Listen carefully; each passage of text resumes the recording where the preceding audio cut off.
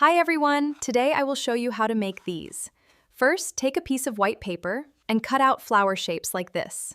Then stack them to create a beautiful bouquet.